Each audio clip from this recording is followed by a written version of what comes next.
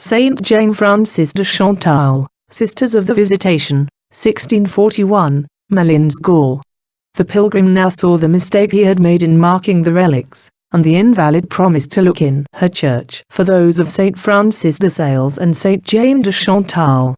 On May 29, 1820, he recorded as follows: "This afternoon, I found Sister Emmerich in ecstasy. I offered her the box of relics, which she took and pressed to the bosom, her features, drawn by pain, immediately becoming serene. I asked if Saint Francis de Sales were not in the church.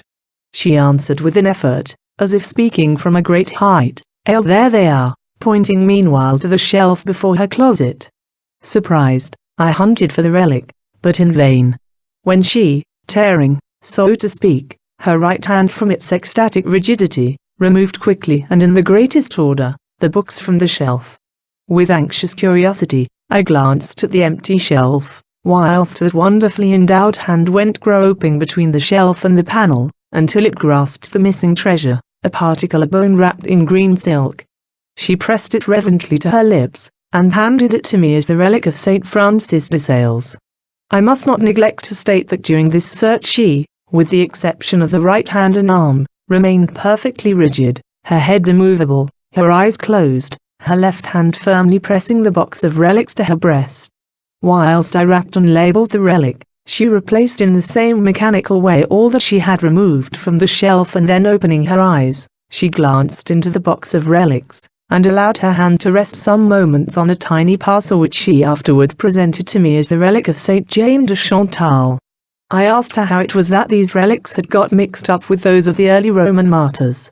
She answered, for long ago, repairs were made in the church of the Minster, when all the relics of the different altars and shrines were thrown together indiscriminately.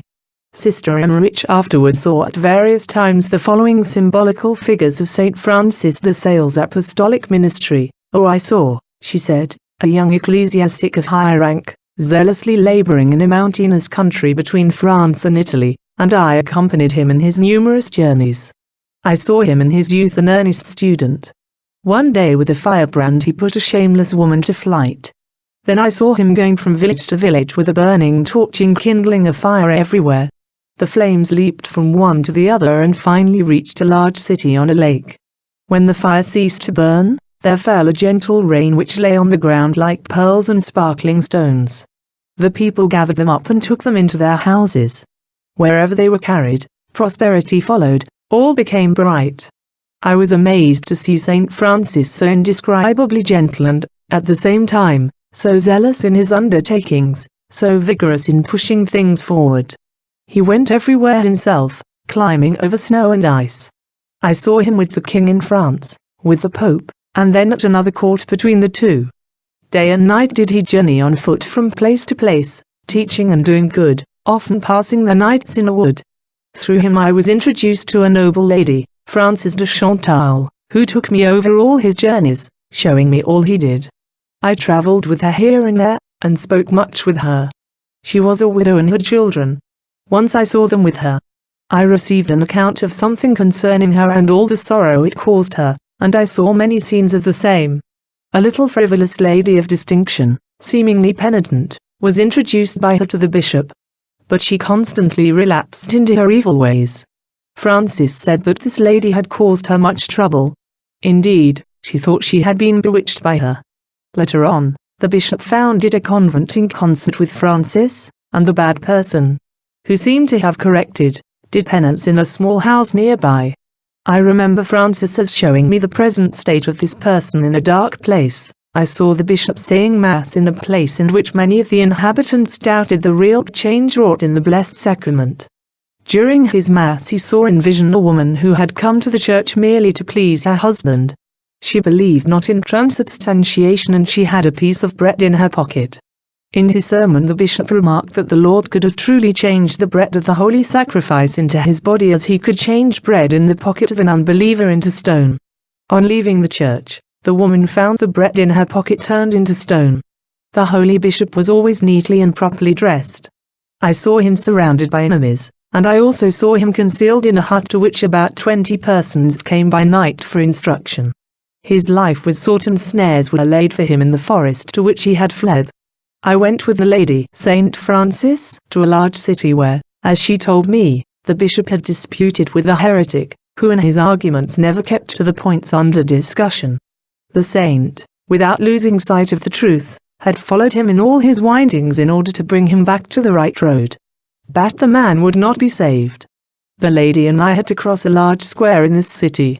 It was crowded with citizens and peasants who were being drilled in separate troops. I was dreadfully afraid of their attacking us and, besides, the good lady said she could not possibly remain longer without food. She would faint from hunger. I looked around and saw a man eating bread and meat from a paper. I begged him for just one mouthful, and he gave me some bread and a piece of chicken. When the lady had eaten it, she was able to proceed to her convent. With regard to those visions in which I exercise some act of charity toward the apparition of a saint, I have from my childhood been interiorly instructed that they are works which the saints demand of us with the design of turning them over to others. They are good works which they cause to be performed for themselves, but which are, in reality, for the benefit of others. We do for the Lord what we do for the neighbor is here reversed. For here we do for the neighbor what we do for the saints. I went to the convent which the lady had founded in concert with the bishop. I went all through it. It was a singular old building. I saw every nook of it. In many of the rooms were large stores of various kinds of fruits and grains, quantities of clothing, and odd-looking caps. The religious must have given away much to the poor. I put everything in order. A saucy young nun continually followed me, reproaching me and accusing me of trying to steal. She said I was avaricious. For, though declaring money to be mire, yet I turned over every penny. That I mixed myself up unnecessarily in worldly affairs. That I wanted to accomplish so many things, and yet never finished any, etc. She kept at my back, not having the courage to face me. I told her to stand out before me, if she could. But she was, in fact, the tempter who tormented me greatly during those days. Away off in a remote corner of the convent I found a nun with a pair of scales.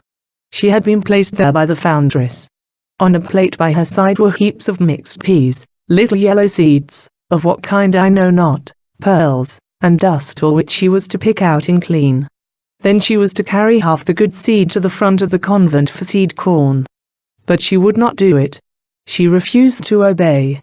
Then came another in her place, but she was no better than the first.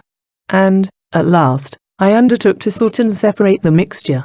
It signified that from the spiritual harvest of this friarnery clean, fresh seed corn would be taken to the front of the house, that is, that the end and blessing of the saint's institution were to be renewed by the merits proceeding from the good discipline of former times. That what was injured by the faults of the last superirises was to be repaired. At a later period Sister Emmerich was given to see the entire life of St. Francis de Sales from his infancy to his death, but she had neither the strength nor opportunity to relate even a few of its details. Saint Jane Francis again appeared to her at different times, claiming her prayers and sufferings for the renewal of her order.